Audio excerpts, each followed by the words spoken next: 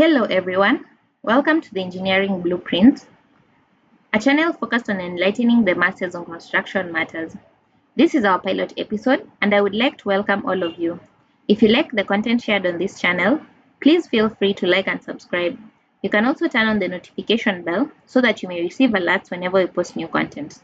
Okay, let's begin. So in our first episode, we're going to focus on PROKON software. PROKON is a software that can be used for analysis, design and also detailing. Today we are going to focus on the detailing bit of it. So when you open your software, this is the interface you will come across. It has the file, home, analysis, steel, concrete, composite, timber and masonry, CAD and detailing, general, geotechnical, scripts, support and help. So we will click on the CAD and detailing, then click on pads. Once you click on pads, sorry about that, you will come across this is the interface that will pop up. It has the file, edit, set, line, circle, text, point, hatch, rebar, dimension, block, macro, assign, zoom, window and help. These are the tools, although they are censored, these are the tools that we are going to use for our detailing bit of things. So we'll just click on file, then new. This is the interface that will appear, as you can see. So we have the file, edit, set, line, circle, just what we had on the previous interface. But right now they are all activated. So we shall begin by file. They have when you hover your cursor on each command, it will give you a shortcut. Like for example, FO is for opening a new file, FS is for save, FP is for print, SZ is paper size. So we shall start with this paper size. When you click on this icon, this is the pop-up menu that will appear. It has various paper sizes like A0, A1, A2, A3, A4, A5, and also custom. So you can set your paper orientation, whether it be it in landscape or portrait. So we shall just go with landscape as it's set, then we press OK. Then the first command after setting the paper size is the LL, which is the line command. So this can be used to draw a polyline, and the polyline is a continuous line. Okay, just as shown. The next command is LA. LA does not draw polylines, it only draws single lines. For example, you click that way, so it draws individual lines. Okay, and to exit a command, you'll just press escape on your keyboard. Now the next command is LB. It can be used to draw boxes as shown. The next command is LP, which is a parallel polyline. So it can be used to offset a complete polyline, like shown on your screen. Okay, and also it can offset single lines if you want. Okay, for example, this box is a polyline, so when you click on that, it will offset the whole thing. Okay, now the next one is also an offset, but it offsets one line at a time, even if it is part of a polyline. So I'm going to just show you how it works. So for example, this line is a complete polyline, but when you click only on one edge, you can manage to offset. And you can input your offset distance. For example, when you look down here, there's a menu, or rather a block that asks you to insert the distance or point. So you can just put maybe 2. Then we click enter, then escape. So as you can see, when I zoom in, it has offset the line. The next line is the LR command, which is a perpendicular line. So this is usually used in conjunction with the construction lines. So to get the construction line, you'll just come to the bottom of your screen and click on C. That is to click on the construction line mode on or off.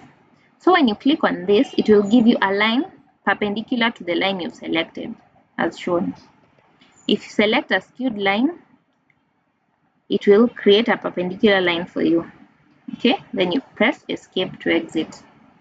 The next command is a tangent between two circles. So we'll skip that for now. We draw circles, then we come back to the tangents. So the CC is center radius, or it can be used to draw circles. So we'll just draw two circles so that we can demonstrate the tangent. Okay, before we do that, you can unclick the construction line to get a normal line. First of all, you draw it that way, then you press escape, then you click on another line, to draw a second circle. Then you can come back to the tangent, then you click your first point and then your second point wherever you want to draw your tangent. You can also click this other side and this other side, like that. Maybe before we move further, I can just mention about the lines. So the lines, we have pens. Pens, they give you different colors. Like when I click pen 1 and check on line type, it's white. When I click pen 2, it's green. Pen 3, it's also sort of green. Pen 4 is yellow. Pen 5 is red, 6 is blue, 7 is also yellow, and then 8 is white. So for example, let's go with pen 8. And then line type, you click on the line type, it will give you various parameters like the different pens and their colors, and also the line style, be it solid, dash, hidden, center, dash dot, long dash, divide, phantom, dot, or user. User is a custom line. So you can just click 8A. 8 means this width, and the thickness is shown, or rather width, and then we also have the solid. We've selected A, so it's 8A here. Then you can just click OK, then come and draw a line as shown, or click the line command and just draw. Skip. Okay, so we can just continue. We have the C4. This is used to draw a chord or an arc, so like shown. So we can draw our arc like that. The next one is for chord. The various mathematical shapes that we learned in school. And then we have a tangent spline. You just click various points, it will draw for you a spline. The next one is a forced spline. You can just draw it like that. They're almost similar to the spline and the forced spline. And then we have dimensions. Now for dimensions, we'll have to clear out all these things. To clear out, just click the BB define box down here. You select everything. Then you press escape, then delete. Okay. Then to delete the construction lines, you also click on this. But we shall still circle back to those commands that I've shown you for further clarity. So right now we can practice the commands we've used so that we can use the dimension option. So we'll just draw a box first of all, as shown, escape, and then maybe we draw some lines, or rather we can just offset various distances both in the horizontal and the vertical direction, so that you can dimension both in the horizontal and vertical dimension. Now to dimension, we need to click on the construction lines and also O for ortho mode down here. So we can just click the perpendicular line, click the first point, and the second point, then the third, then the fourth, then the fifth, and just press escape. Then we'll click on the perpendicular line again to create a perpendicular line to the lines we've created. We shall create two lines. Then we click on the dimension horizontal, click the first point, then bottom, then the next point, the bottom part, then the next, then the next, then the next. Okay. When you zoom in, you can see the dimensions of the various points. Now we created two lines so that we could create this line mark. Sometimes you might need this line when you're dimensioning. On this other side, we just click the perpendicular line to just draw construction lines on the various points, the first, the second, the third, and the fourth. Okay. This time we'll just offset one line and I'll tell you why. So just one line. Now to do a vertical dimension, we'll just click on dimension, vertical, then we double click the first point, then the second, then the third, then the fourth. So the reason why we double click the first point is because when you click dimension, let's say horizontal dimension, and this first point appears, when you look down here at your interface, you'll see the indicate dimension start point.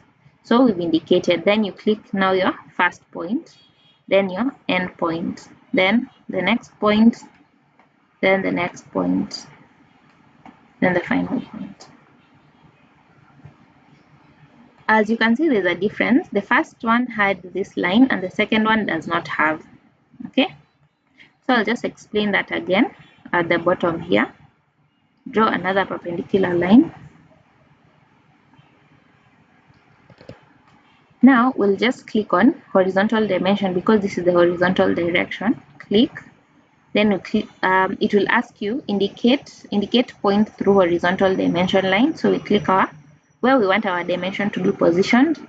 Then it will ask you to indicate the start point, then the next point, then just continue.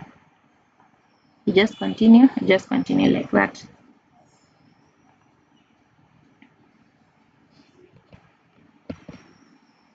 Okay, I believe you've seen that. And if we don't want the tick, as I mentioned, you just click the horizontal dimension, then click the first point, then click the first point again, then the next point, then the next, then the next, and then finally the last point. That's it. You've dimensioned.